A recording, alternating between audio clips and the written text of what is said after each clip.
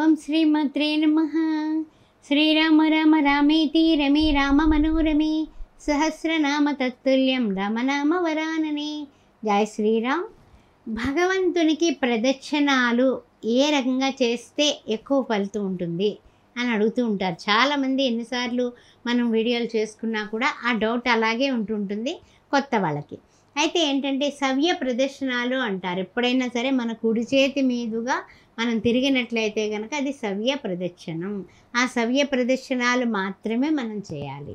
అదేవిధంగా కొన్ని మనము అంటే ఏమిటంటే మనం చేయకూడని పూజలు చేసేటప్పుడు అపసవ్య ప్రదర్శనాలు కూడా ఉంటాయి, అవి చేస్తూ ఉంటారు.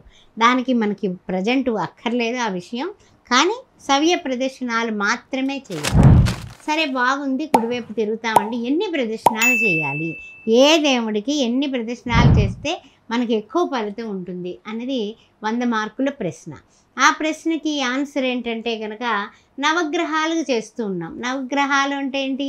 నవగ్రహాలు అంటే 9 కదా. మరి ఆ 9ంటికి ఎలా ప్రదర్శన చేస్తాం అంటే నవగ్రహాలని తాగుతూ ఓం చంద్రాయ నమః అని ముట్టుకొని, ఓం సూర్యాయ నమః అని ముట్టుకొని, అలా ముట్టుకుంటూ నమస్కారాలు చేసేస్తూ ఉంటారు కొంతమంది. అది చాలా చాలా తప్పు.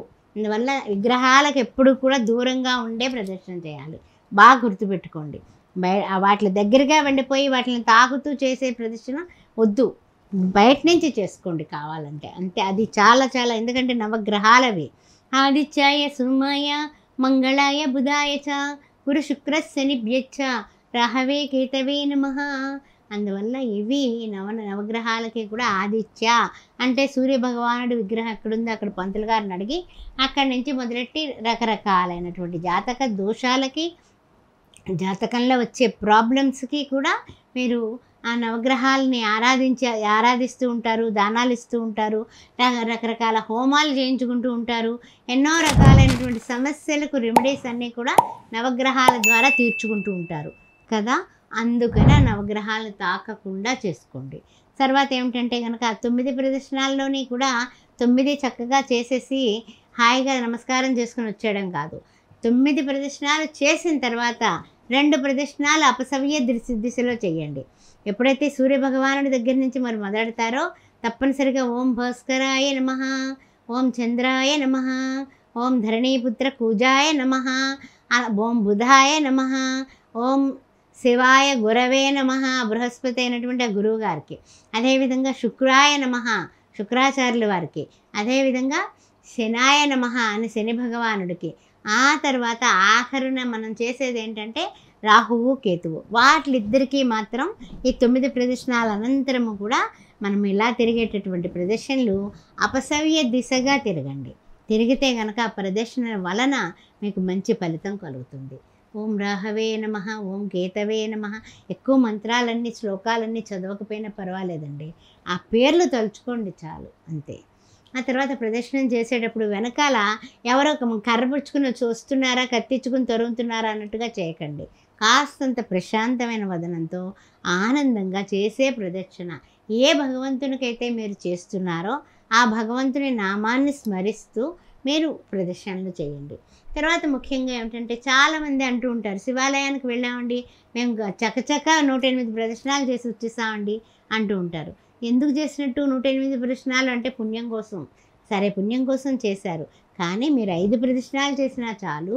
సోమసూత్రం వరకు మాత్రమే చెయ్యండి.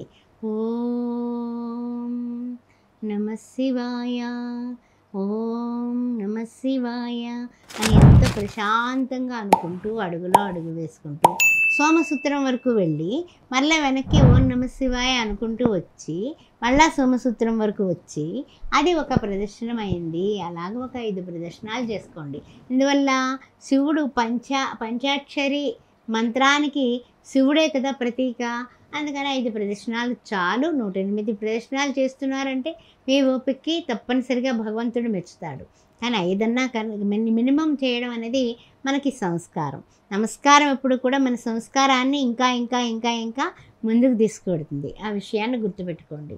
తర్వాత బాగుంది, ఇన్ని ప్రదర్శనాలు చేస్తున్నామండి, అంతా బాగుంది, మరి విష్ణాలయంలోకి వెళితే ఎలాగా అంటే కనుక విష్ణాలయంతో వెళ్ళినప్పుడు 3 సార్లు వెంకటేశ్వర స్వామి దగ్గరికి వెళ్ళారనుకోండి, శ్రీనివాస గోవింద శ్రీ వెంకటేశ గోవింద అని అనుకుంటూ గోవింద గోవింద గోవింద గోవింద గోవింద ఓ నమో వెంకటేశాయ ఓ నమో వెంకటేశాయ అనుకుంటూ 3 ప్రదక్షిణలు ముమ్మారు చేయండి. ఏడుకుంట్ల వాడికి తప్పనిసరిగా ఆపదముక్కులవాడు మీ కరుణా సముద్రుడు మిమ్మల్ని అలరిస్తాడు తన వరాలతో. ఆ విషయాన్ని గుర్తుపెట్టుకోండి. తర్వాత కొంతమంది ఏం చేస్తూ ఉంటారంటే ఈ ప్రదర్శనలు చేస్తున్నాం కదా 108 అవుతాయి కదా అనేసి చాలా స్పీడ్గా చేసేస్తూ ఉంటారు. దానికన్నా కూడా కాస్త టైం ఎక్కువ తీసుకున్న ప్రశాంతంగా చేయడం అనేది తెల్లవారుజామున అంటే మనకి గుడి తెరిచి తెరవంగానే లోపలంతా కూడా లోపల ఉన్నటువంటివన్నీ పూలు అవన్నీ తీసేసి చక్కగా అది అభిషేక సమయం ఉంటుంది కదా, ఆ సమయంలో ప్రదర్శన చేయండి. అద్భుతమైనటువంటి పరిణామాలు ఏర్పడతాయి. అన్ని విధాల యోగదాయకంగా ఉంటుంది. తర్వాత కొంతమంది ఏం చేస్తూ ఉంటారంటే ఆంజనేయ స్వామికి ప్రదర్శనలు చేస్తామండి. హనుమాన్ చాలీసా చదువుతూ ఉంటాము. రాముల వారు జై శ్రీరామ్ అనుకుంటూ చేయాలా? ఎలా చేయాలి? జై శ్రీరామ్ అనుకుంటూ చేయండి. ఆంజనేయ స్వామి ప్రసన్నుడైపోతాడు. ఆంజనేయ స్వామి కూడా 5 ప్రదక్షిణాలే చేయండి. 5 ప్రదక్షిణాలు చక్కగా ఆంజనేయ స్వామి గుడి చుట్టూ తిరిగి అక్కడ కూర్చొని హనుమాన్ చాలీసా పారాయణ చేసుకోండి. ఒక బెల్లం ముక్క, కొబ్బరికాయ, అరటిపళ్ళు ఏది శక్తానుసారం ఏం కనిపిస్తే అది పట్టుకెళ్ళి దండం పెట్టుకోండి. హనుమాన్ చాలీసా అక్కడ కూర్చొని మీ టైము మీ ఓపిక ప్రకారం అక్కడ పారాయణ చేస్తే మీరు అనుకున్న పనులు జరుగుతాయి. తమలపాకుల పూజ కానీ లేకపోతే కనుక ఆయనకి సింధూరం ఇష్టం కదా, అది కానీ పూజలో పెట్టుకోండి. ఆ పూజారి గారికి ఇవ్వండి. తప్పనిసరిగా ఆయనకి ఎప్పుడైనా వడమాల కూడా వేయండి. ఆంజనేయ స్వామి కరుణిస్తాడు. సర్వత్ర కార్యసిద్ధి జరుగుతుంది. ఓం శ్రీ మాత్రే నమః.